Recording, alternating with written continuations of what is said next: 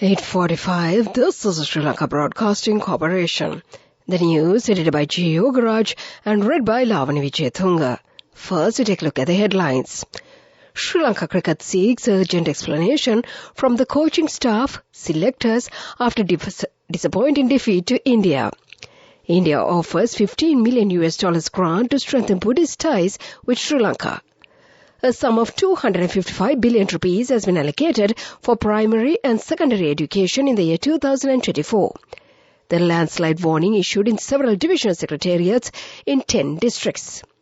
C.D. Vikramaratne's tenure as IGP extended once again. Amber alert issued for severe lightning in 7 provinces. In news overseas, festival flood topples in central Japan, killing 1 and injuring at least 18. And in sports news, Cricket World Cup 2023, England's Ben Stokes to have knee surgery after the tournament. Those are the headlines, and now let's move on to the details of the local news. The National Cricket Governing Body has called for an urgent and comprehensive explanation from the entire cricketing coaching staff and selectors after India demolished the Lions by a massive 302 runs in the 33 ODI of the 2023 ICC Men's Cricket World Cup played at Wankhede Stadium in Mumbai yesterday. In a statement, Sri Lanka Cricket expressed its deep concern and disappointment over the performance of the national team during the ongoing World Cup 2023, particularly the disappointing loss against India yesterday. The statement further read, "The World Cup 2023 is a prestigious event and the performance of the Sri Lankan national team is a source of immense pride for the nation and the cricket fans around the world.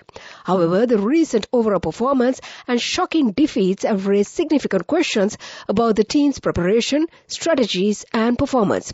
SLC management never interfered with the hired professional staff to carry out their duties and responsibilities as per the norms and regulations. However, SLC firmly believes in accountability, transparency, and the importance of addressing subject concerns promptly. The call for an explanation from the entire coaching staff is aimed at understanding the reasons behind the team's disappointing performances and identifying areas for improvement. The coaching staff and the selectors have been asked to address several key points, including providing insights into the team's strategy, preparation and tactical decisions during the matches, justifying player selections for each match and explaining any changes made to the playing 11, assessing individual and team performance, highlighting strengths and weaknesses, and addressing any injuries or fitness concerns, sharing post-match analysis conducted by the coaching team, and explaining key takeaways. Inspector General of Police C.D. Vikramaratne has been granted yet another service extension, Sri Lanka Police has confirmed. Accordingly, Vikramaratne today was granted a further 3 weeks to serve as the IGP, police spokesman SSB Nihal Taldua stated. The current police chief was previously granted service extensions on 3 occasions, with the most recent one in October. Vikramaratne was supposed to retire from the police service on the 26th of March 2023. However, President Ranil Wickremesinghe had extended his tenure by 3 months until 26th of June by way of a special gazette notification dated 6th of April. Later, on the 9th of July, he was granted a second service extension of 3 months, followed by a 3-week extension given on the 13th of October. In a significant event held in Colombo, the exchange of bilateral documents took center stage, marking the initiation of projects supported by a generous $15 million grant from the Government of India. This grant is specifically allocated to bolster the long-standing Buddhist connections between India and Sri Lanka, underscoring the deep historical and cultural ties that binds the two nations together, the President's media division reported. Signing of the bilateral agreements took place at the President's house in Colombo yesterday.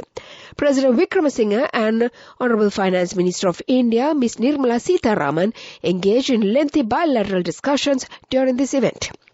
Indian Prime Minister Narendra Modi's announcement of this substantial grant underscores the significance of strengthening Buddhist linkages between the two countries. The grant could be allocated towards various initiatives, including the construction and renovation of Buddhist monasteries, capacity development, cultural exchange, archaeological cooperation, reciprocal exhibition of relics, and other areas of mutual interest. In recognition of the evolving economic landscape in Sri Lanka, both countries have agreed to recalibrate the grant amount from Sri Lankan rupees to Indian rupees, aligning it with the prevailing market conditions. This adjustment is being formalized through diplomatic letters of exchange and acceptance, signifying a shared commitment to further enhancing these ties. This is news from the Sri Lanka Broadcasting Corporation. And we continue with more local news. Litro Gas Lanka Limited, one of the two liquefied petroleum gas suppliers in the country, has decided to increase the price of gas. The price of a 12.5 kilogram Litro domestic LP gas cylinder will be increased between 75 to 90 rupees with effect from tomorrow, Litro Chairman Mudita Piris said. State Minister Suren Raghavan said a sum of 255 billion rupees has been allocated for primary and secondary education in the year 2024. Further, 210 billion rupees will be allocated for higher education. A Deputy Vice Chancellor will be appointed to each state university by the end of next year. The State Minister made these revelations at a media conference held at the Presidential Media Centre today. The Department of Meteorology has issued an amber advisory for thunder showers and severe lightning in several parts of the country today. In the advisory issued this afternoon, the department warned that thunder showers accompanied by severe lightning are likely to occur in several places in the central, Sabaragamuwa, Uva and southern provinces, together with the north, northwestern and north central provinces after 2 p.m., adding that heavy showers of nearly 100 millimeters are also likely in certain areas. The Meteorology Department further warned the public of the possibility of temporary localized strong winds during thunder showers and thus requested all precautions be taken to minimize the possible damages caused by lightning activities.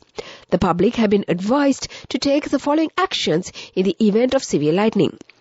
Seek shelter, preferably indoors and never under trees. Avoid open areas such as paddy fields, tea plantations and open water bodies during thunderstorms. Avoid using wired telephones and connected electric appliances during thunderstorms. Avoid using open vehicles such as bicycles, tractors and boats. Be aware of fallen trees and power lines.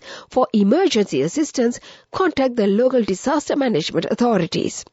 And to conclude the local news, the headlines once again. SLC seeks urgent explanation from the coaching staff, selectors after disappointing defeat to India. India offers $15 million grant to strengthen Buddhist ties with Sri Lanka. A sum of 255 billion rupees has been allocated for primary and secondary education in the year 2024. The landslide warning issued in several divisional secretariats in 10 districts. C.D. Vikramaratne's tenure as the IGP extended once again. Amber alert issued for severe lightning in 7 provinces. And that was the local news. The main news story is brought to you by Sinhala Vedamahatmya. The main news story for tonight, the Department of Irrigation said that the Athanagalu Oya continues to be at the risk of flooding due to showers. Director of Hydrology and Disaster Management at the Department of Irrigation, Engineer SPC Sugishwara said low-lying areas of the Nilvala River are at a minor flood level. The Met Department predicted heavy showers above 100 millimeters in the Sabaragamuwa, Central, Uva and North Central provinces and in the Puttalam and Mannar districts with fairly heavy showers above 50 millimeters, likely at some places elsewhere. The department predicted showers in the Eastern Province and in the Jaffna and Mullaitivu districts during the morning as well. The landslide warning issued in several divisional secretariats in 10 districts was extended until tomorrow morning. The landslide warning is in effect in several divisional secretariats in the Kandy, Mathale, Ratnapura, Colombo, Gaul, Mathura, Kalutara, Kagala, Kurunagala and Badulla districts. And that was the main news story. The main news story was brought to you by Sinhala Vedamahatmya. In Washlight tonight, the number of dengue cases in several areas of the Western Province and in the Kandy district of the Central Province has increased. The National Dengue Control Unit says most of the breeding grounds for mosquitoes have been identified around schools and religious places in many areas. Director of the National Dengue Control Unit, Dr. Nalin Aryaratna, said the 66,652 dengue cases have been reported in Sri Lanka so far this year. That came to you in Watchlight, and now let's move on to the headlines of the world news. Festival float topples in central Japan, killing 1 and injuring at least 18. North Korea condemns US ICBM test observed by South Korean delegation. Beatles release AI-assisted last song. Those are the headlines, and now let's move on to the details of the world news. A large float has toppled over a festival in Shizuoka Prefecture in central Japan, killing at least 1 person and injuring at least 18. The incident took place on Friday morning during an annual festival held by the Hirose Shrine in Izukone City. Police say one of the floats being paraded on the streets appears to have become uncontrollable and flipped on its side on the downward slope. North Korea has condemned the recent test launch of an intercontinental ballistic missile by the United States that was observed by the South Korean defense delegation. North Korea's state-run news agency on Friday released a military commentator statement about the launch of the Minuteman III missile. The U.S. conducted the test on Tuesday at a base in California. South Korean defense officials were observing during the first such visit in 7 years. The country's defense ministry says the officials confirmed the validity of the U.S. extended deterrence commitment aimed at defending its allies with nuclear weapons and other capabilities. The Beatles have released what is billed as their last song, which was produced with the help of artificial intelligence. The British rock group's late member John Lennon composed the tune Now and Then in the year 1978, 2 years before he was killed. But the original cassette tape used to record a home demo of the track was marred by noise. AI technology was employed to separate Lennon's voice from the extraneous background sounds. And that was the world news. Development news. In development news, the Automobile Industry Council AIC was unveiled recently in Colombo with the participation of Industries and Health Ministries, Minister Dr. Ramesh Patrana, Minister of Education Susil Premajanta, and officials of the AIC.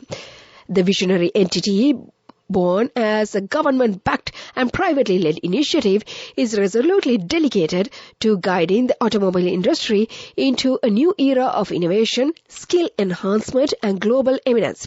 Its paramount mission is to revolutionize the industry's landscape, shifting it from a consumer-centric model to a globally interconnected manufacturing powerhouse.